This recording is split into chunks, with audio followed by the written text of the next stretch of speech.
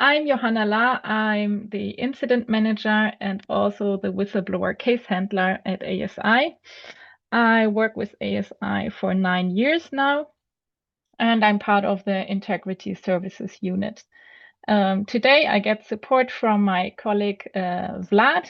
He is supporting me with the setup and also later on with the Q&A session. So our housekeeping rules for this sessions is that I will do the presentation. And as you've seen, we also record the presentation. Once the presentation is done, we will stop the recording and we will go to questions and answers. If you have a question, you can raise it anytime with this option in this Zoom meeting at the bottom. Just type in your question and we can grab it up after the presentation. Then I also would like to show you another feature in, wait a second, in this Zoom account. If you're not familiar with English, if it's not your first language, you can press on this show caption item and you can choose your preferred language, and then you will have captions in your preferred language. So let's start. So first of all, I want to show you the content, what we will cover today. First of all, I want to show you very briefly who is ASI. Then we will cover the topic when to speak up or who should speak up. Then I will go with you through the process and show you how we protect your identity and what we do with your data. After this, I will show you what kind of mechanisms we have to file a report. And at the end, I just want to give you some tips and tricks for the whole process and what is very useful for us and for you. So who is ASI? Our vision is a world where sustainability claims are trustworthy. Our mission is to safeguard the credibility of sustainability initiatives by providing global assurance services. And our purpose is to enable and distinguish sustainability systems that drive positive environmental and social impact. So as you can see, as a whistleblower or incident reporter, you give us very valuable information to keep the credibility and the trustworthy of the schemes and initiatives. Who are we? We work all over the world. We have 3 offices. And we have experts in forestry, fishery, aquaculture, human rights, integrity risks management, and more all over the world. And also this kind of experts will help us in conducting investigations. What does ASI do? First of all, we give advisory to sustainability initiatives and their assurance systems. We provide oversight, which is the traditional accreditation. Then we have integrity risk management, which is mainly my team, the Integrity Service Unit. And we identify integrity risk and do investigation on supply chains and other risks, which can be also included in the accreditation mechanism. And we also have the Knowledge Hub, and there we offer in-person trainings and e-learnings on ISO requirements or social auditing and more. This is just the first overview on what kind of schemes we work with. So ASI is doing accreditation for FSC, RSPO, ASC, MSC, and RJC. And then we also do other projects with other schemes. We do incident handling and the whistleblower reporting mainly for the accredited schemes. But if you have concerns related to any of the other schemes, you also please feel free to add this, share it. So now we come to the interesting part. So I want to share with you when to speak up and show you the main information. So first of all, a whistleblower report will end up in our system as an incident. And my colleague will share with you in our chat box the link to the incident handling procedure. There's a dedicated session for whistleblower handling. And also we have an internal work instruction which covers whistleblower handling. So we give them like special attention. And yeah, what is an incident whistleblower? It's a person who reports an incident regarding any kind of information or activity where they fear or may face risk of retaliation by coming forward. They can report anonymously to ASI through this incident procedure. Or, yeah, for this, I will show you later the different channels. But here, the important thing is the definition of a whistleblower is really when you fear or may face risk of retaliation by coming forward. Then we take care of you and have like all these special steps in between. An incident is any reported suspect or actual wrongdoing that threatens the reputation and or the integrity of the ASI assurance program and or its associated scheme owner. So topics can be anything you think are risky for the schemes. They can be about bribery, fraud, money laundering, environmental crime, workers' rights and discrimination or harassment, anything related to impartiality, risk in the supply chain. So anything you're not feeling comfortable with.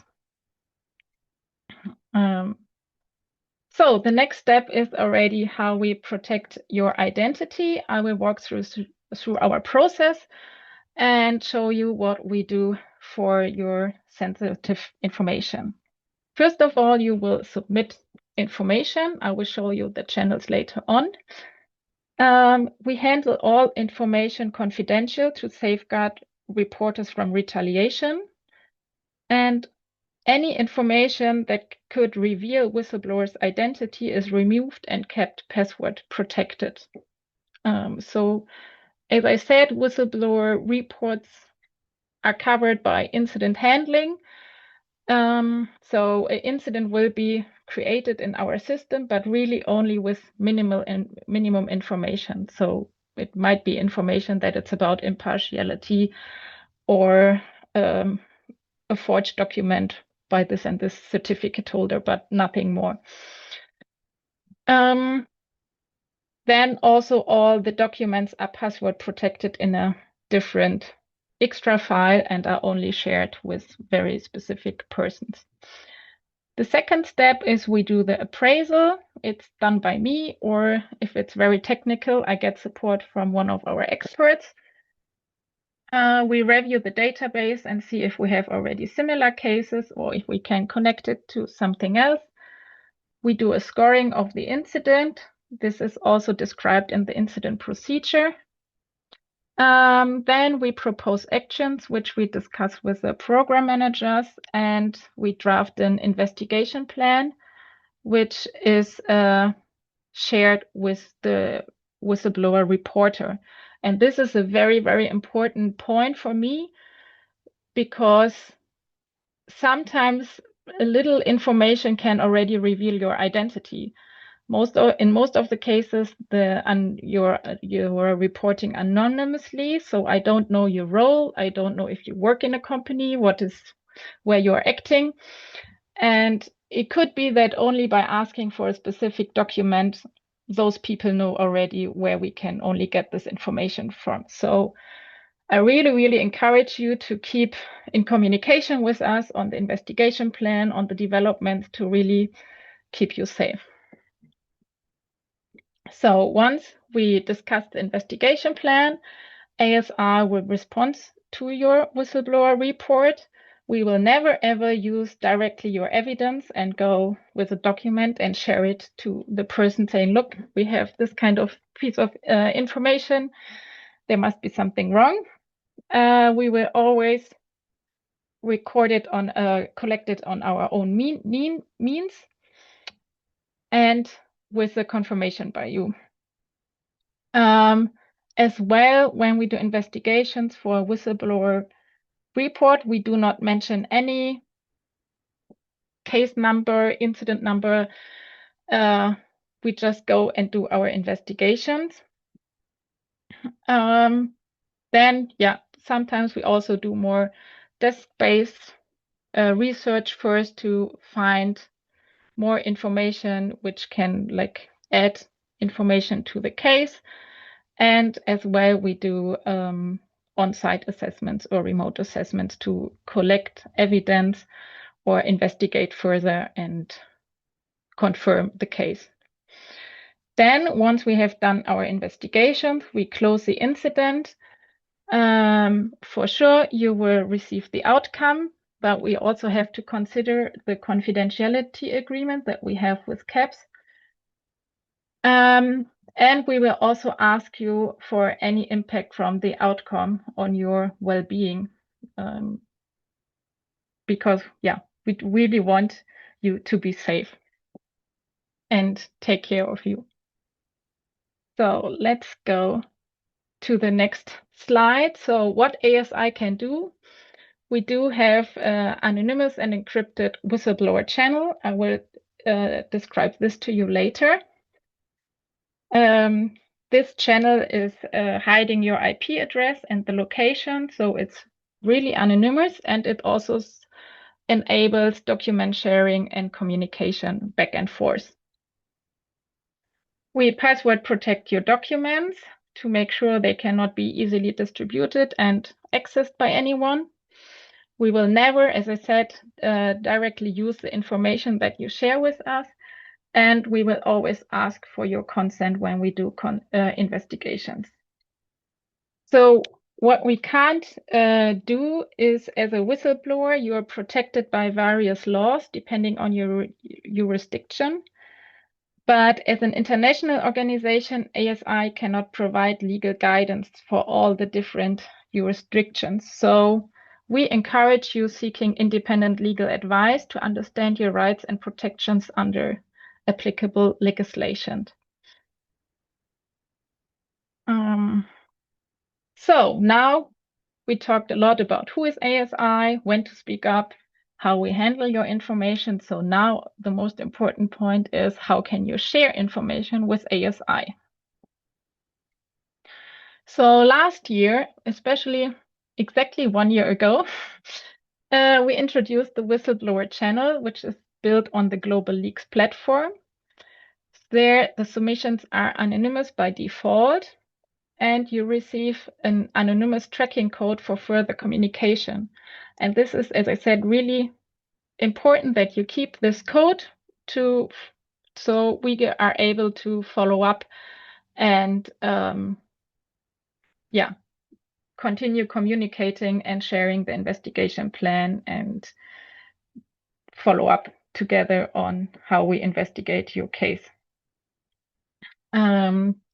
How to use it, I will show you later, because it's built on the Tor browser, because this one enables that no one can see your IP address or location.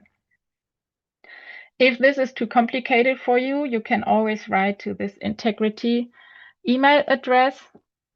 There are persons who want to be anonymous, and they just create some fake, no fake, but just any email address. And you can also use the ASI incident reporting form on our website, but there you can't share documents. I will show you the link now. So if you fall under the categorization of a whistleblower and you fear retaliation or have risk of retaliation, I really encourage you to use the Whistleblower Channel to keep communicating and be safe. So let me see. Yeah, it's working perfectly. Now I want to show you, first of all, the ASI incident reporting form on our website. This is the main page. You can click on Engage, and here you can also find a decision tree on what is the right dispute mechanism for you. Vlad, can you just confirm that you can see everyone the screen? Yes, Johanna, I confirm, and I also can confirm that all the material has been shared with the participants in the chat. Perfect. Thanks a lot. You're welcome. So, if you're concerned about retaliation, you should use a whistleblower channel. Otherwise, I can show you here the incident reporting form. As you can see, it's very simple. You can, but you don't have to enter your name and email address. If you don't want to leave anything, just enter the summary of the incident. But now going back to the whistleblower channel, I would like to show you how this works. So first of all, you need to download the Tor browser. You just use the correct one for your browser. Then you need to install it. On our website, you will find a dedicated link to the whistleblower channel. You copy it, and then you open your Tor browser. I think when it's the first time you open it, there is a button to connect. You connect to the Tor browser, and then just like with any other browser, you put your link there. It's the same as with Chrome or Safari. Sometimes it takes a while to open the whistleblower channel, but then you already end up here. On top, you can collect a language you prefer. So it's translated in many different languages. If you're the first time on this page, you can report here. And now the important thing is once you reported a case, you will get this 16-digit code, which you should keep somewhere safe.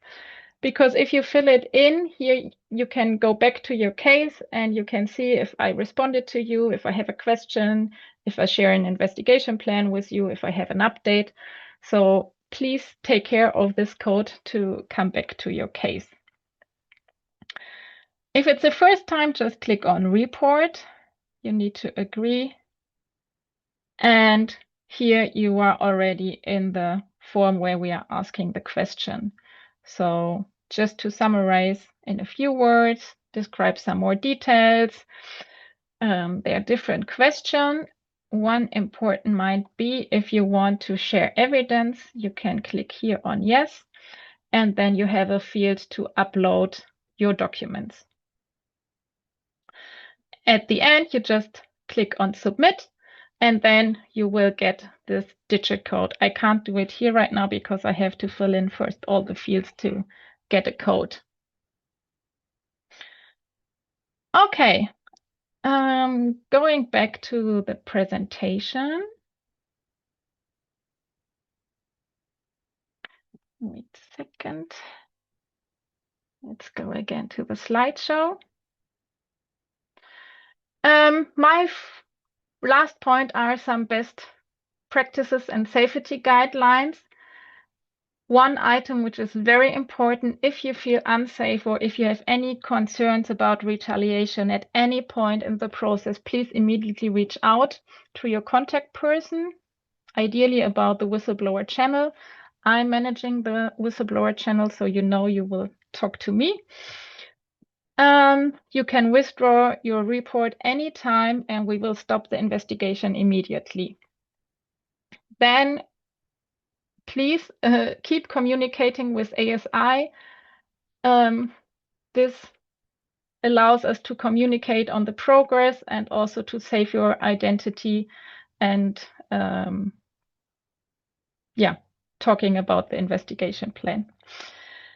And then I have my last point is, please, if possible, just share at least some evidence. We get some cases are hearsay, and if it's an anonymous person, I don't know who you are, and someone is just telling me there is some product mixing at this site from this certificate holder, it's very difficult for us to follow this lead because we do have many integrity risks all around the world, and if we don't have like any little piece of evidence, it's for us difficult to make a case of it and start further investigation.